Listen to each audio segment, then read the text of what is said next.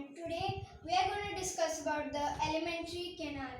So we must know the system of digestion. It's a very important role. So first let's get started. So alimentary canal is also called as the digestive tract. It's a long pathway to complete the digestion. This is how we get energy.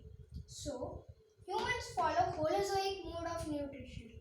Humans follow Holozoic mode of nutrition. Even amoeba, a single cellular organism, follows Holozoic mode of nutrition. To a complex organism like humans, even we too follow Holozoic mode of nutrition. So, Holozoic mode of nutrition has 5 steps. So, the first one is ingestion, second, digestion, third, absorption, fourth, assimilation, and fifth, egestion. So now let's get started and let's go deeply into each of these topics. So what is ingestion? First, here in the buccal cavity. The mouth itself is called as the buccal cavity.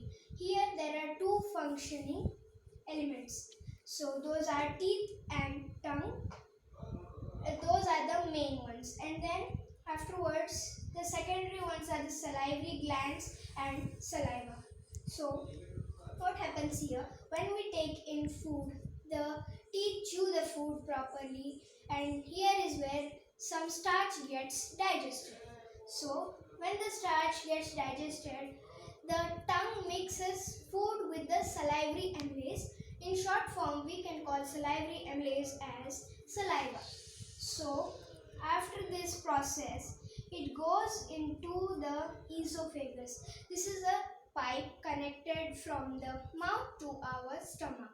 So we need this path to transport the food from our mouth to the stomach. So this here digestion does not at all take place. So now when the food enters the stomach, this is the main point of digestion. So here in the stomach produces hydrochloric acid. Remember, the hydrochloric acid present in our stomach is mild. It's not corrosive in nature.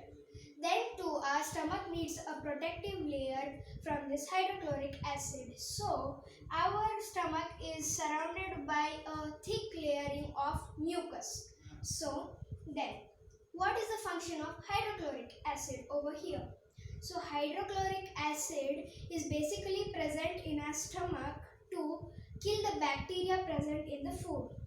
So after this, with the juices of the stomach, the food enters into the small intestine. Now when it goes into the small intestine, it bees there for some time. Until then, let's go for the liver. So liver secretes bile. It is the largest gland in our body. So when it secretes bile, the bile is temporarily stored in gallbladder. So when the time of digestion comes and when the food is released into the small intestine, even the gallbladder releases bile. And then we have next the pancreas just below the liver and the stomach. Even pancreas secrete pancreatic juices which go into the intestine. Now, the bile, intestinal juices with food and the pancreatic juice mix up together. Now, we have to have simpler substances for the absorption of food. So, now fats are converted into fatty acids. They are broken down by the bile. Bile is not corrosive in nature, it is totally dilute. Now, with the intestinal juices of the stomach, it breaks down carbohydrate into starch, or even we can call it glycerol. And then lastly, proteins break down into amino acids. So, after the proteins break down into amino acids, here the most important part of absorption of the food is we have thousands of finger-like projections in our intestine. They are called as villi. And even though we can call a singular villi as villus. So, when these villi, they come out, and then afterwards they are connected with capillary blood vessels.